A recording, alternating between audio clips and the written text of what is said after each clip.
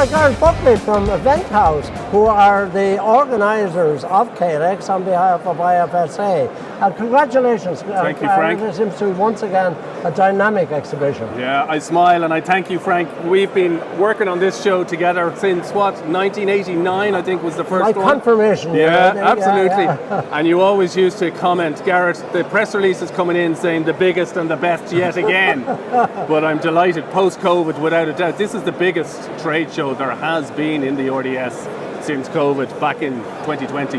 Is that symptomatic of the industry? Yeah, it absolutely is. It was a big surprise that it actually took so long for events to come back.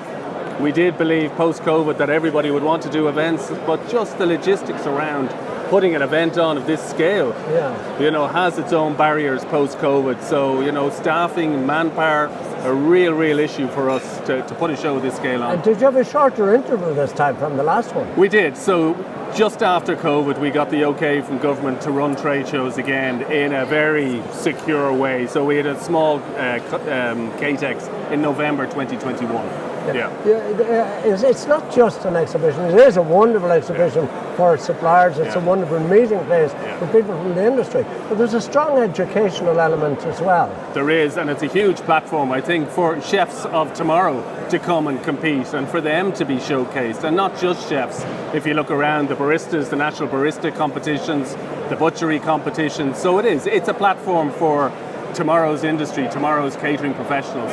Yes. And it's also looking at the environment and the sustainability theme throughout. We've been talking sustainability for the last 8 years, I think it's fair to say, at CATEX, but there is absolutely no doubt 2023 sustainability has become a reality. Yeah, and it's wonderful to see the detail of this, because these don't have plastic on them anymore. Absolutely. 100% recyclable. Different times, and we're embracing it. Yeah. Even a practical side. So for CATEX, obviously, it's a massive show, a lot of power required for all the machinery, the catering machinery. So we use 8 generators in addition to the power of the RDS, and we've moved those away this year from diesel to HVO, hydro-treated vegetable oil, which again, we were looking for a solution 2-3 years ago, nothing. And now we have our solution overnight, that it's become a reality. Well, that's amazing. And that's reduced emissions by 90%. Well, if there's anything that's totally recyclable, it's CATEX. You have it. It comes and comes again, and may it go on for a long time in the future. Now I'm joined by Alan Crute, who is the chairman of the Irish Food Service Suppliers Alliance,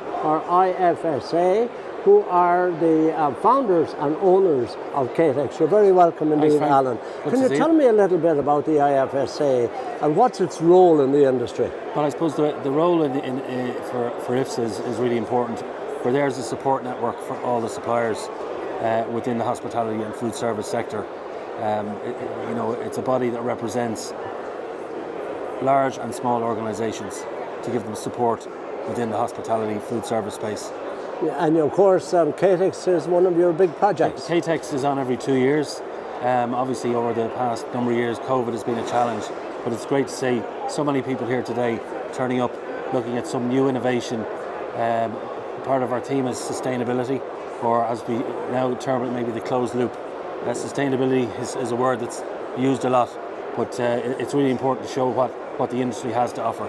Well, what do you mean exactly by the closed loop? So it's basically more or less recycling, and there's lots of products here today that you will see where they're trying to recycle everything from start to finish, from manufacturing to end user to waste, and then it's rejuvenated or recycled into energy.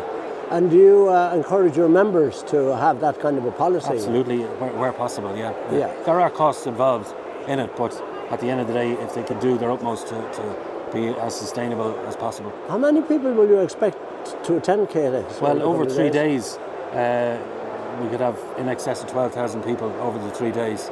We had, I think, 7,500 people pre-registered on Sunday. I was here yesterday, and there was, I think, 7,500 people pre-registered. And they're from all aspects of the industry. There's everything from students to restaurateurs, hoteliers, general managers, commis chefs. It's a wonderful place too, I think, for the catering industry community to meet and socialise. And it's great to be able to shake people's hands once again. It's been a while, so it's really good to see everybody engaging.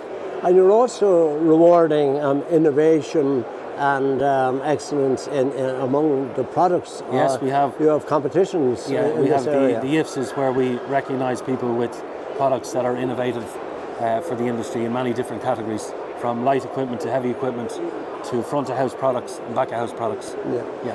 And finally, how do you see, the industry is well on its way, I think, from recovering from COVID, but how do you see it growing or developing in the next few years until the next CATEX? Yes, well, we're already preparing for CATEX in 2025, so really looking forward to that. But the industry is growing from strength to strength, thankfully, and COVID is well past us at this stage. But the future is bright. There are challenges. The energy costs are increasing. We have the Ukraine war, which we hope will eventually end, and people will get on with life, and things will progress. But yeah, there's a bright future ahead for the food service and hospitality industry for sure.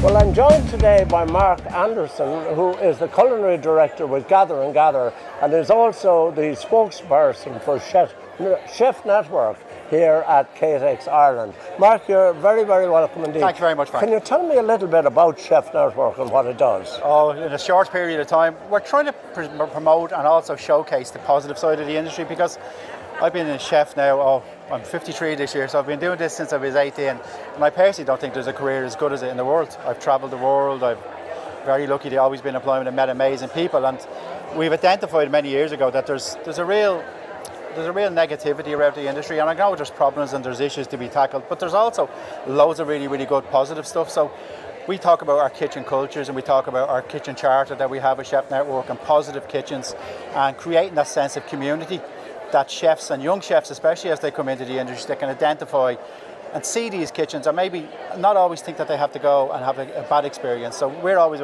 pushing the positivity of the kitchens, and Chef Network is there to support, be it with training, be it with classes, master classes, with introductions, whatever needs to be done, and about tackling what the industry is all about now and what the modern chefing industry is all about. Because my own feeling is, whether you're working in the very, very best restaurant or hotel in Ireland, or whether you're doing breakfast in a cafe, you're still in the chef and hospitality industry, so there's so much more that you should know and you should be aware of. And these are great attributes, but how do you actually get that across to young people who are filling in their CAO forms or about to embark on a career? Role models. So we've got some fantastic people, and they're on the panel today talking, young chefs, people in education, people in hotels, who have fantastic stories to tell about how the industry has given them an incredible, start in their life. So rather than someone like me at a certain age group always talking about things, some of the younger chefs talking about the positive experiences and introducing people to where they've worked and some of the stories they have. Is there an issue with training, do you think? I mean, we used to have CERT in the old days, and then maybe Fáilte Ireland did a bit of training, but is there any real structured training there for chefs now? Oh, I think there's plenty of opportunities to train and develop. You have to look them out. There's some of the colleges are doing amazing work in training and developing young people as they come and giving them an insight into what else and what the industry and how it's changed and how it's come along. I think there's lots of very reputable hotels, restaurants that if college isn't the way you want to go, you can come and you can work in some of these kitchens that we talk about and some of the ones that we highlight. Even in Gather and Gather, you can come in as an entry-level position and work your way all up, and we will look after you and develop you and train you and help you, give you the skills to get to the very top. But it's not quick. It's not a sprint, it's a marathon. It is like every other trades, you need to understand and learn your craft before you can escalate further up the lines. And Mark, you're going to do a bit of multi-skilling yourself, I understand, because you're publishing a book. Listen, it's been a pet project of myself and the Gather and Gather team. We have just about signed off. It's gone to print and a book comes out at the end of March, which we've done called the Gather Table. So we can't wait for that to come out, and it's all the proceeds are going to go to the Peter McVerry Trust. So every piece of profit that we've made will go to that, and it's a beautiful, wonderful collection of what home means to people. Some incredible chefs have given us, producers, growers, all from Ireland. They're all working on it and giving this some fantastic. And I suppose that's something I can do as a chef, and how I can help other people. And I'm really proud of it. So I look forward to that. We wish you every success with it, Mark, and with Chef Network as well. Thank you so much. Thank you have a great show.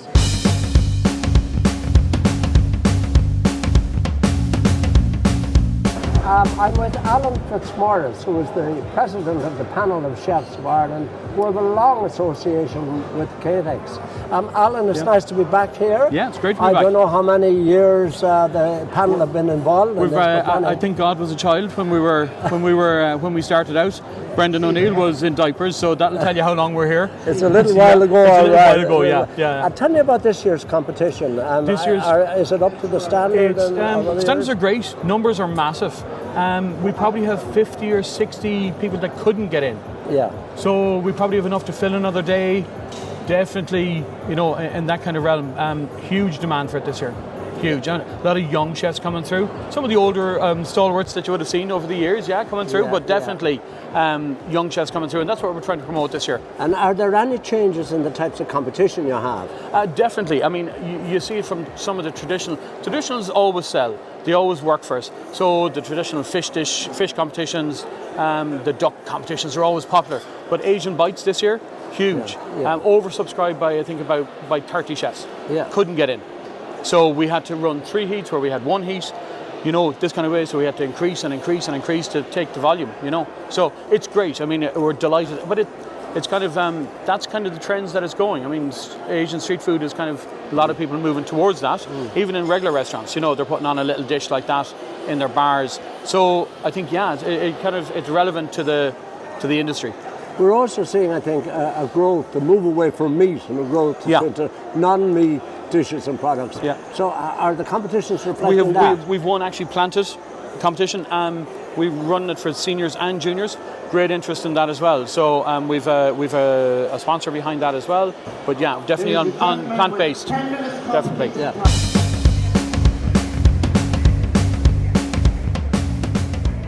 I'm also joined now by Aaron Ruth, who is the captain of the junior chefs team here at CATEX. And Aaron, it's sometimes you hear that it's difficult to attract young people into the hospitality industry and to choose chef as a career. So what attracted you to being a chef? I just was cooking from an early age, and I fell in love with it when I was 10, and I was making silly dishes when I was 11 or 12, like a spaghetti bolognese or a lasagna. But I noticed during when I was cooking, I wasn't thinking about anything else going on around me. So that kind of gave me that first love. And then the second I finished school, I knew I wanted to be a chef ever since I was an early kid, How has your career developed so far? Who have you worked with? Probably the best to know would be Dylan. I work with Dylan McGrath now. Yes. But in the past I've worked with Finbar Higgins. He got a Michelin star in the K Club. Worked with Johnny Cook. He's been around Dublin a while. Richie Wilson in Seoul. So I've kind of scattered a bit everywhere in my short journey now, but the more experience you can get in such a short time, the better. We hear that working in a top-level kitchen with a well-known chef can be a very pressurised activity. Do you find that? I think as a whole, no. It comes down to the individual chef as well, but I think TV has glamorised chefing. Well, not glamorised, the opposite actually, of you're going to go into a kitchen and get screamed at, and when it's not really like that nowadays. There's been laws introduced so that can't happen, and a lot of chefs like Alan and the panel, they want the young lads to come through, because when they're gone, if they don't show somebody else, then there's nothing. So it's their passion coming down into us, and hopefully when we grow old, we can put our passion into the younger generation. And you're the captain of the Irish junior team, so have you represented Ireland in competitions? Last year we went to Luxembourg to compete in the Culinary World Cup. We came third in that, we got 2 bronze medals. Great achievement. So it was a great achievement, completely different ball game to here though. Completely different ball game to here, so great experience, and hopefully we're looking forward to going again soon. Yeah, and do you find that taking part in competitions helps you as a chef and helps to improve your skills? I think so, yeah, because you're speaking about pressure a minute ago. The most pressure you're ever going to get in a kitchen is right here with 4 or 5 judges around you staring at what you're doing. So if you do a few of these going into a normal kitchen, it should be fine for you. And finally, how would you see your career developing? My career personally? Yeah. I think I'll be a head chef within 2 years. I'm sous chef now. I want my own restaurant by the age of 30, and hopefully I'll have a star after that. I can't wait for it. Thank you very much indeed, Aaron. Perfect, man. Thank you so for much. talking to us.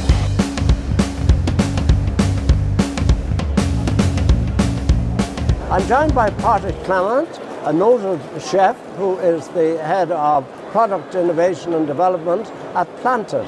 a company which is developing ingredients and food products which are for the vegetarian market. Patrick, can you tell me, how did this company come about? Well, the two founders of Planted Food Co. is Declan Gallagher, which was involved in the bakery side of it, like the brand Promises, which made gluten-free bread, okay? And the other founder member is Ty Geary, which used to own Palace Food before the family sold to Cisco. And the two of them always have a passion for innovations and do something for food service and in the plant-based sphere, you know. So that's how they come up with that. They work quite a long while before we got the right technology, and so this is a technology that we have developed. Okay, and we own the IP to make the product. It's produced here in Chapelizet, and so that's why the background of this is bakery technology, and now we have about we produce 20, if I remember well, 26 SKUs, different items, you know, from retail side of it as well as produce for the food service for the hotels and restaurants. So what is the basic product? So the obviously it's plant-based, so we use plant-based protein. So we use soy, we use pea protein, we use fava beans, we use broad beans, normal green peas, because there's lots of protein in green peas, and then we come up with different recipes to produce product. So we have products that are meat-free, like a lot of plant-based people love to get products that are meat-free. So we do like meat-free, chicken-free, fish-free, egg-free. And then we have also a range of products that are veggie-based, okay? So our Super Green, for example, there's 7 different greens vegetable in it. So some of the vegetables that we get are grown in Ireland, in Wexford. So we use this as much as possible as Irish product as we can. Not only are you serving the Irish market with these products, but you're exporting as well. Yeah, a lot of the business is from export. So we export in the UK with some large retailer in the UK, and also in Canada and the US. The US is a growing market for us in food service and retail. So we are in retails mainly in Texas, but we are developing with other retailers over there as well, and also the Middle East as well. So it's another growing market for us.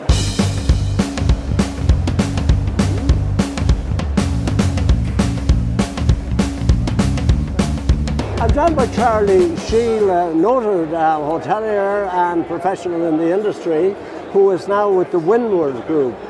Charlie, can you tell us a little bit about Windward? It's a new player in the industry and one that's growing very rapidly. Well, Windward have been around since 2007, but have grown over the last number of years. So we manage 17 properties around the country. So we have the TMR group and then the Windward properties as well. So we have properties from Harvey's Point, right up in Donegal, down to Ahadoe in Killarney, Fitzwilton in Waterford, and newly acquired the Ballymascanlon in Dundalk last year, and Dunboyne in County Meath as well. Yeah. So, and is there a cohesion between these various properties? I mean, you're trying to bring similar types of hotels into the group to give yourself an overall sort of brand image. Yeah, I think a lot of the hotels are similar in the sense that they have been family owned or privately owned and acquired by one of the main owners that we work with, and then we have Windward Purchasing as well. So that's one of the reasons why we're here at CATEX today with Niall Kelly and the team. So looking at what are the synergies we can look at across the properties.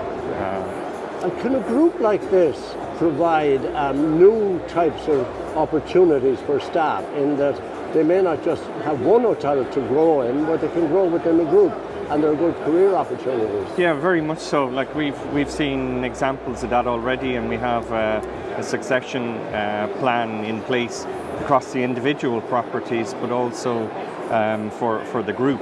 So a lot of the people, a lot of the players that are within Windward, either within the individual properties or at the group level, are very experienced hoteliers, working alongside Patrick Coyle, Brendan Curtis, Dowd and Amanda Mead, and Niall Kelly as well as the GMs and the properties. So we all have a proven track record within the industry, and it's sharing that expertise and trying to find synergies across the properties and that. And over the last number of years, there's been more properties acquired, and I think there's huge potential this year for more to happen. And hopefully we'll hear good news. There's good sound bites on the VAT, so hopefully... Well, I think you're going to get an extension to September at least, and you'd welcome that, I presume. Absolutely. Yeah. I think hopefully, the IHF have done great work in terms of trying to make that happen. So they've made a very strong case, and hopefully they'll be successful. We'll know later today. Thank you very much indeed, Thanks. Charlie. Lovely to see you. Okay. Thank you.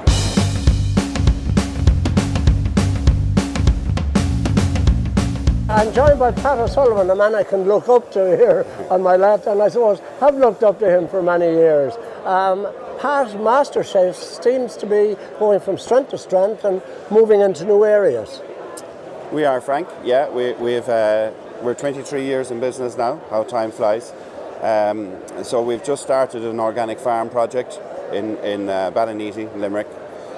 20 acres that we're converting into organics, and we're going to grow all our own produce for the company. You're actually going to have a farm? Yes. So this will bring farm to fork to a new level, really, won't it? In real time, yeah. It's not just lip service. So yeah, the machines are on site at the moment. We're planting crops in a couple of weeks. We'll have our first produce in May, early May.